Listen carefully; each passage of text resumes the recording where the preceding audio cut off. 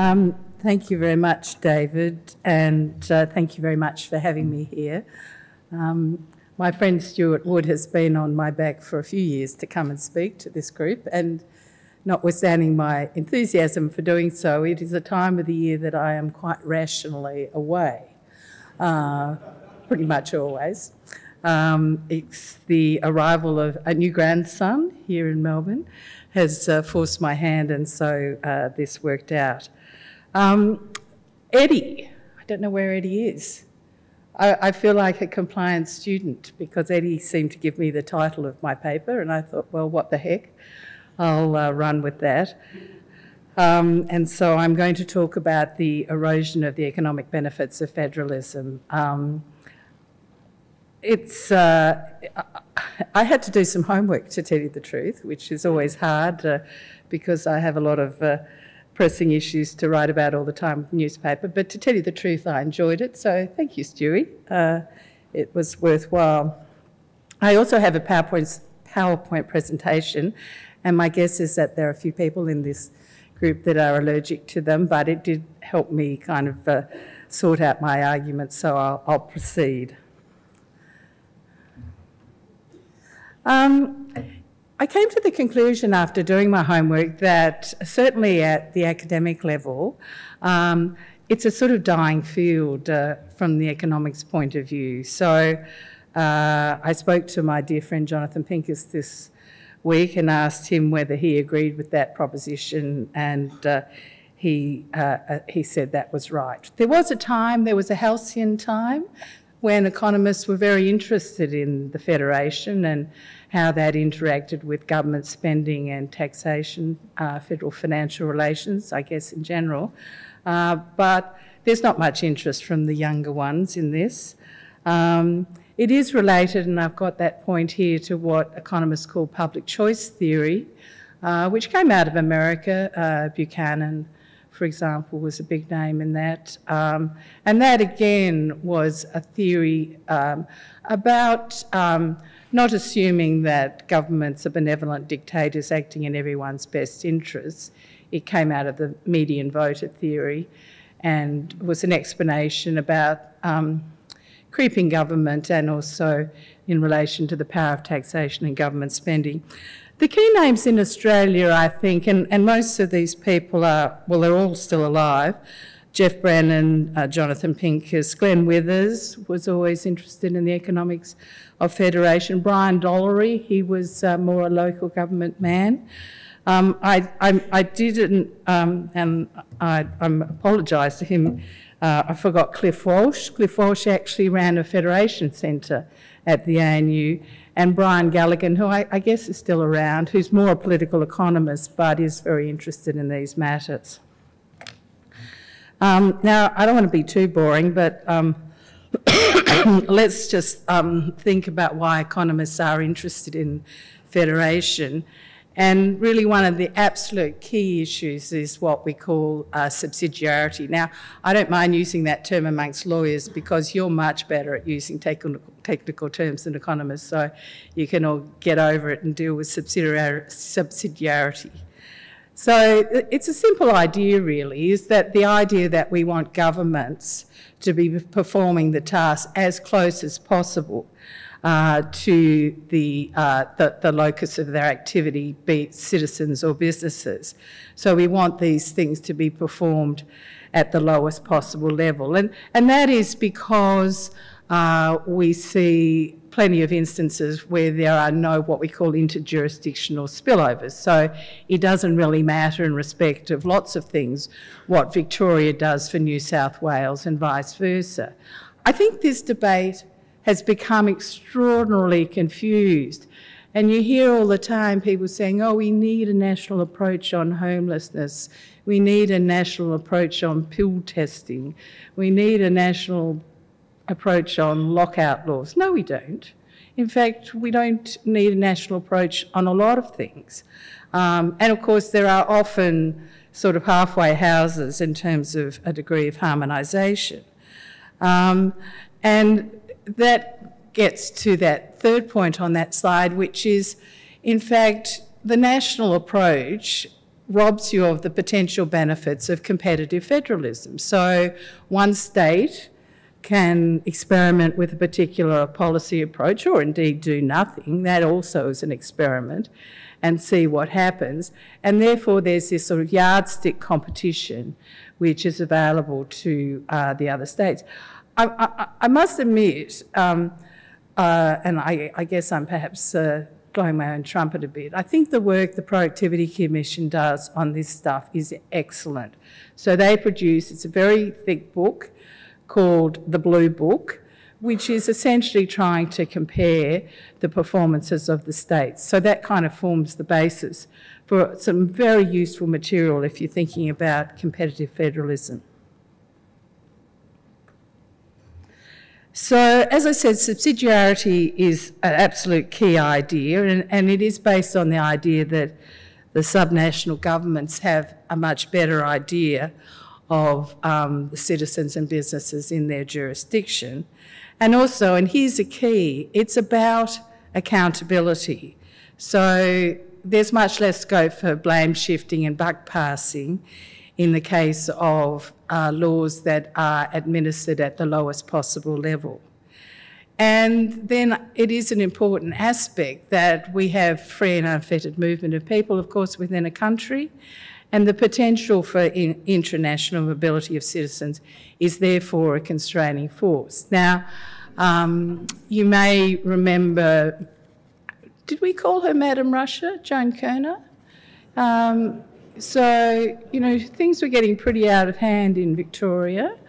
It wasn't actually entirely her fault. She'd been sort of given a hospital hand pass from John Cain, of course.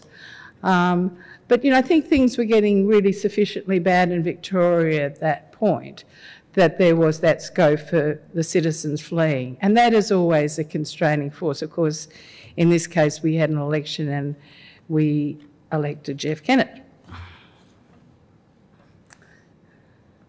So when I think about what are the economic issues of the Federation, I kind of think that it comes down to these. And we're kind of bad at all of them, by the way. So, you know, it really would possibly be quite helpful if we had a better definition of roles and responsibilities at the different levels of government. It was probably clearer in the past. The states had sole responsibility, much more so for school education, for example, and for the hospitals and the like. It's become a very blurry field, the defining the roles and responsibilities.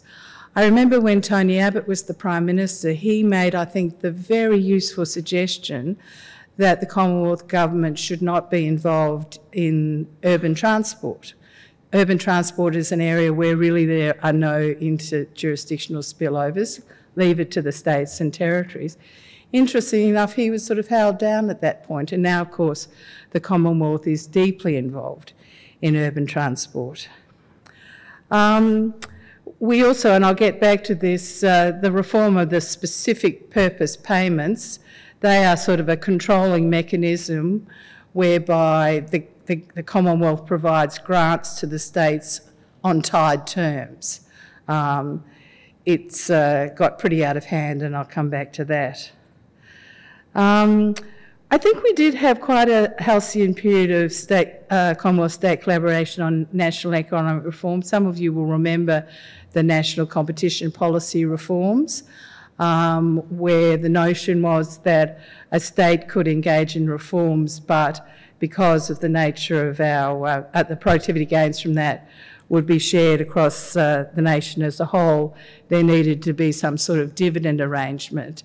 But again, the national competition policy reforms, and for a period of time, Victoria was very good at this stuff under John Brumby, under the, I think it was called the NRA, the National, someone will know here. Anyhow, we had a sort of part two of the national competition policy, national reform agenda, but that was not nearly so successful.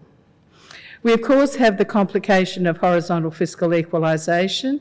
Been in the news a lot over the past several years, particularly with Western Australia doing so badly out of the allocation determined by the Commonwealth Grants Commission. That I think is quite a important issue in terms of particularly the lack of incentives for states to do sensible things, because essentially, for example, in the case of royalties, they're distributed away to the states who don't do anything. So I think that's a really important economic issue.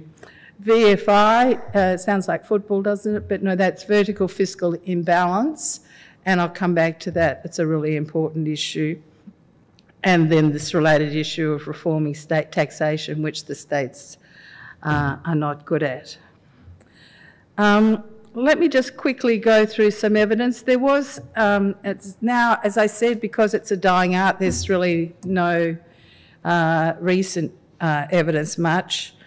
At a broad level, there's some international papers which show you that federated states perform better economically than unitary states.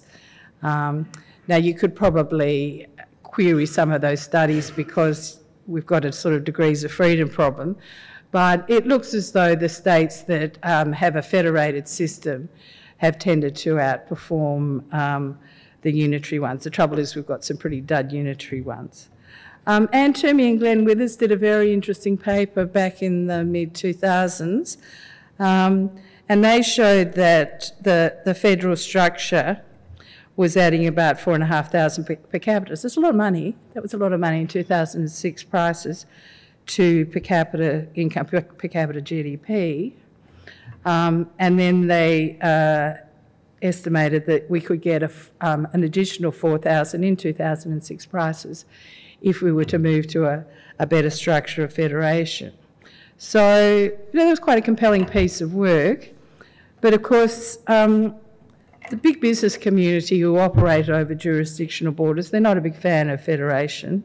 So the BCA had commissioned Access Economics, which is now part of Deloitte Access Economics, to come up with what looked like for them compelling reasons to sort out the federation, and suggested that the cost was $9 billion because of, I guess, the overlaps and confused roles and responsibilities.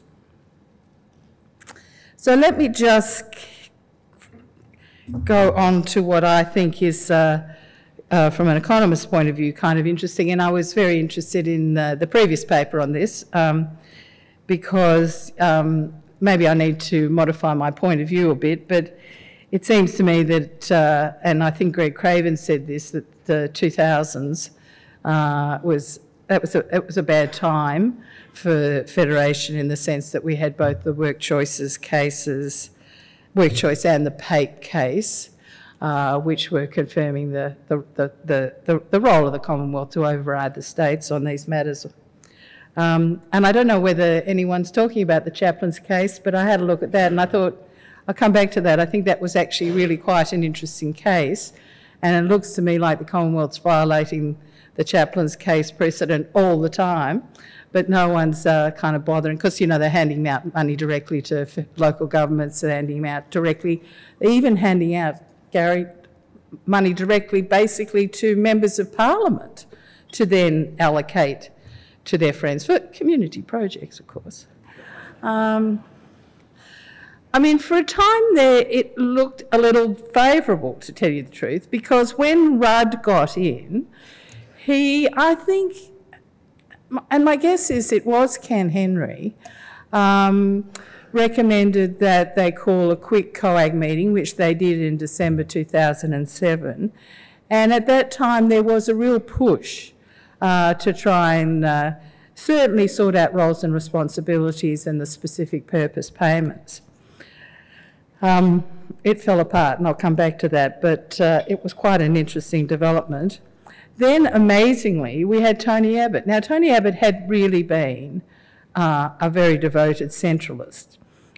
He'd said early in the 2000s that he thought the Federation was feral.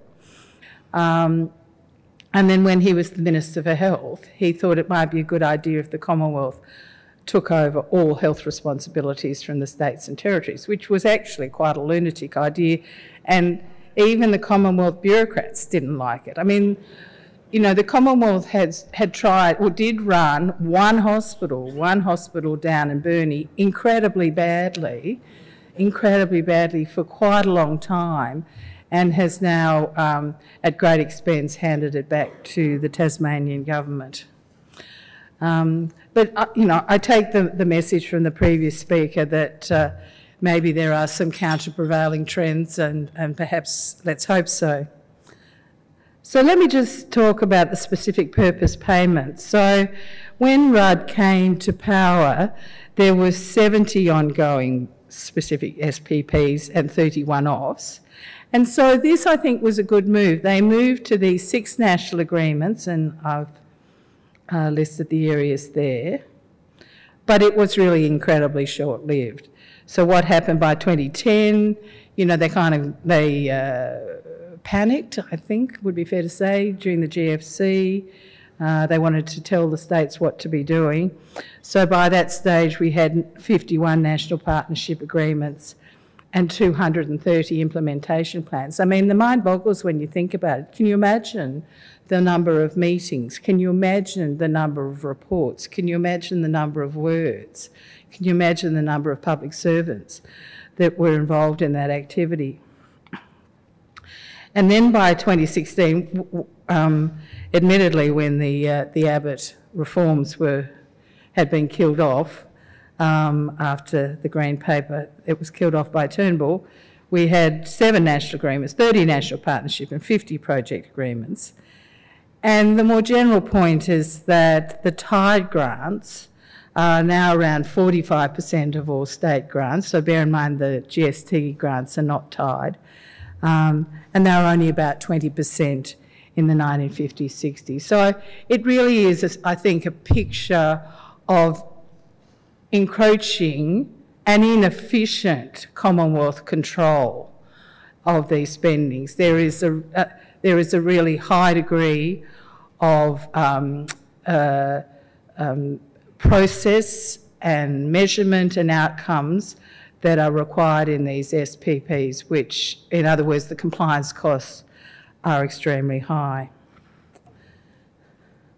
So I guess all of you know this quote from Deakin. I think it's an excellent one because, I mean, what he's saying is it's all very well to have the Constitution, but if the money, the federal financial relations are not sorted out, then there is a very strong centralising tendency. So I might just swing past and talk about that, a very exciting topic of VFI. So there we have it. It's really a situation where the Commonwealth is absolutely dominant in terms of the revenue raising. So the Commonwealth raises 82% of total tax revenue, and the states and territories only raise about 15%, and local government the remaining 3%. And it really does contrast quite markedly. I've got Canada there as an example, where the provinces are actually quite active very active in raising their own revenue, and so the central government there only raises 45%. So I think what you've got to realise is that Australia has a very high degree of vertical fiscal imbalance, very high. So, you know, we've got the Canada one. Germany, interestingly enough, also, their subnational governments raise very high proportions of revenue. The US, Switzerland, the only one that seems to be higher that I could find was Austria, and of course, lots of people confuse Australia and Austria anyway, so... It also is, of course, true, and it partly arises because of the horizontal fiscal equalisation issue, that this degree of VFI is also varies across the states. So Victoria, New South Wales and West Australia, they do raise a higher proportion of their own revenue than, for example, in the Northern Territory, which raises pretty much nothing. It's interesting because Jonathan Pincus was telling me that he had done a back-of-the-envelope calculation about what the rate of growth of taxes that the states and territories would have to impose to get Australia into a VF5 around, 20%, in the sort of Canada, US, Germany stakes, and it was 90%. So in other words, the states and territories would have to increase taxes and other charges by 90% in order to remedy the VFI. So I guess you can conclude that ain't going to happen. So we are going to probably continue to live with a very high degree of VFI and the consequences of that.